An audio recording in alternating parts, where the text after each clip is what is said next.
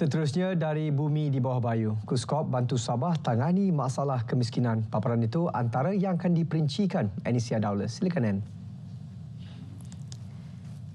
Baik, sahih. Usaha membantu kerajaan negeri menangani isu kemiskinan. Kementerian Pembangunan Usahawan dan Koperasi Kuskop telah merangkas satu program tambahan yang akan dilaksana di beberapa daerah terlibat. Menterinya Datuk Ewan Benedict berkata program baharu itu akan dilancar Jun ini.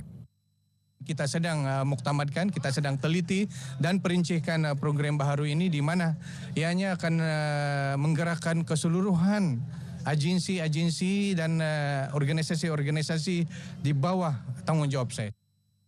Bercakap kepada RTM, Datuk Ewan menjelaskan pembasmian kemiskinan di Sabah memerlukan penglibatan semua pihak termasuk kerajaan persekutuan dan negeri. Terdahulu, beliau menyampaikan van sumbangan Suruhanjaya Koperasi Malaysia kepada Koperasi SMK Tambulion. Turut disampaikan bantuan persekolahan berjumlah RM180,000 kepada 33 buah sekolah di Dun Kadamaian. Sekolah menengah masing-masing menerima RM10,000, manakala sekolah rendah mendapat RM5,000. Jabatan Kastam Diraja Malaysia JKDM Tawau berjaya merampas 10 bungkusan berisi syabu seberat 10.79 kg bernilai RM356,070. Rampasan dibuat di sebuah premis perkhidmatan Korea di Jalan Bakau, Tawau 9 Mac lepas. Penolong Ketua Pengarah Kastam Zon Sabah, Datuk Muhammad Nasir Deraman berkata, bertindak atas maklumat, pasukan operasi penguatkuasaan Kastam membuat serbuan sekitar 12 hari hingga 1 hari di premis penghantaran kurir berkenaan. Hasil pemeriksaan menemui 10 bungkusan yang dibungkus menggunakan plastik mengandungi hablur jernih disyaki dadah jenis syabu. Berdasarkan jumlah berat yang diperolehi, rampasan ini telah berjaya membenteras daripada diedarkan kepada lebih 50,000 orang penagih dadah.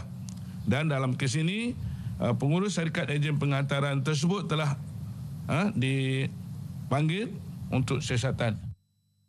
Datuk Muhammad Nasir berkata bungkusan itu dilaporkan dihantar dari Kota Kinabalu ke Tawau. Kes disiasat di bawah Seksyen 39B Akta Dadah Berbahaya 1952. Dalam sidang media sama, Datuk Muhammad Nasir memberitahu 26 Februari lepas pihaknya juga berjaya menggagalkan taktik membawa keluar kayu balak bernilai lebih RM80,000 menggunakan 3 kontena di Pelabuhan Tawau pada 26 Februari lepas. Kejayaan bersama Jabatan Perhutanan Tawau itu hasil imbasan mesin pengimbas kargo di Pelabuhan Tawau kira-kira 5.45 petang yang mendapati imej dalam ketiga-tiga kontena itu meragukan, tidak seperti diikrar kepada Kastam. Hasil pemeriksaan secara fizikal mendapati 2 daripada kontena berkenaan mengandungi 101 batang kayu balak tanaman jati dan sebuah lagi mengandungi 1,514 batang kayu berubah jenis kayu tanaman jati. Ketiga-tiga kontena dan kayu balak itu ditahan dan diserahkan kepada cawangan penguatkuasaan Kastam Tawau untuk siasatan lanjut mengikut Seksyen 135-1-E Akta Kastam 1967. Kaedah pembayaran tanpa tunai yang digunakan secara meluas masa kini turut menjadi pilihan utama urus niaga di Bazar Ramadan. Malah tinjauan RTM di Bazar Ramadan Lintasan Diasoka mendapati kaedah bayaran itu menjadi pilihan utama pengunjung kerana ia lebih mudah dan pantas.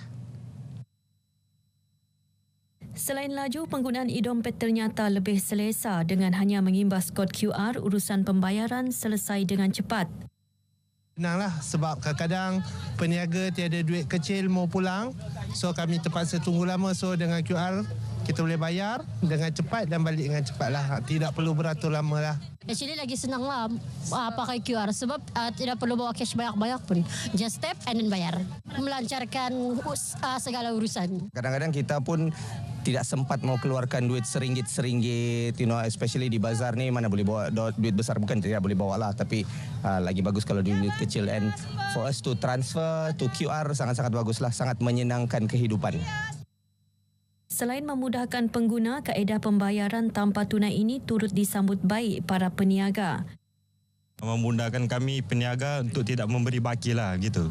Mempercepatkan perniagaan supaya tidak berbaris. Ternyata inisiatif kerajaan menggalakkan penggunaan e-dompet telah memberi kesan positif kepada pelanggan dan peniaga termasuk di Bazar Ramadan. Sebanyak 500 beg sekolah dan peralatan alat tulis sumbangan Menteri Pendidikan Fadila Siddiq akan diagihkan kepada murid tabika dan tahun 1 dari keluarga kurang berkemampuan di 26 daerah negeri ini. Sumbangan pertama disampaikan kepada 50 penerima di kawasan Dewan Undangan Negeri Dun Liawan dalam Parlimen Keningau. Sumbangan ini disampaikan dalam program Back to School dan majlis berbuka puasa di Kampung Kadalakan Keningau. Kami mengharapkan pada akan datang, kami mengharapkan lebih banyak lagi sumbangan yang diberikan daripada Menteri Pendidikan kepada anak-anak kami di Sabah, khususnya di pedalaman Sabah. Terima kasih yang bagi saya back to. Saya semangat. Happy bilang. Saya happy dapat back. Kalau boleh bagi lagi. Terima kasih. Saya mewakili semua ibu bapa ingin mengucapkan ribuan terima kasih kerana telah memberi bantuan kepada anak-anak kami yang berada di sini. Kalau boleh ada lagi lah.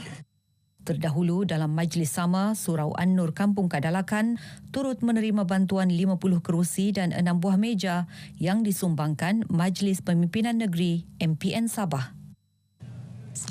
Sementara itu, seramai 50 kanak-kanak asnaf sekitar Bandaraya Kota Kinabalu menerima peralatan sekolah dan duit raya sempena Karnival Sihat Wakaf 2024. Karnival yang berlangsung di Masjid Bandaraya Kota Kinabalu itu anjuran salah sebuah hospital pakar swasta dengan kerjasama Bank Simpanan Nasional dan pihak masjid. Penyampaian sumbangan disempurnakan wakil setiap agensi. Program bertujuan menyebarkan semangat Ramadan, mempromosi gaya hidup sihat dan memberi kesedaran mengenai kepentingan berwakaf bagi membantu golongan yang memerlukan. Sempena majlis ini, Hospital Pakar KPJ Sabah turut menyerahkan zakat perniagaan berjumlah RM60,000 kepada Majlis Ugama Islam Sabah MUIS dan sumbangan RM5,000 kepada Masjid Bandaraya Kota Kinabalu. Penyerahan zakat disempurnakan Pengurus Besar Hospital berkenaan Muhammad Faizal Muhammad kepada Ketua Penolong Setiausaha Zakat dan Fitrah Iwan Suzairi Hari. Manakala sumbangan kepada Masjid Bandaraya Kota Kinabalu disampaikan Ketua Pegawai Eksekutif Wilayah Sabah dan Sarawak KPJ Healthcare Berhad Asmadi Muhammad Bakri kepada Pengerusi Masjid Datuk Abdul Jamal Tun Haji Sakaran. Alhamdulillah, tahun ini kita sekali lagi dapat menunaikan tanggungjawab berzakat bagi zakat perniagaan sebanyak RM60,000 dapat menyumbang dalam membantu masyarakat Sabah secara amnya lah. Pelbagai aktiviti diadakan sempena Karnival 2 hari ini termasuk majlis khatam Quran, program derma dara, pertandingan berwarna, taklimat kesihatan, ceramah perdana dan pengagihan bubur lambuk. Baik, perkongsian itu mengakhiri paparan dari negeri di bawah Bayu. Kembali bersama Sahih untuk lebih banyak perkembangan semasa dari sungai hingga ke segara Palestin pasti merdeka. Sahih. Baik, terima kasih.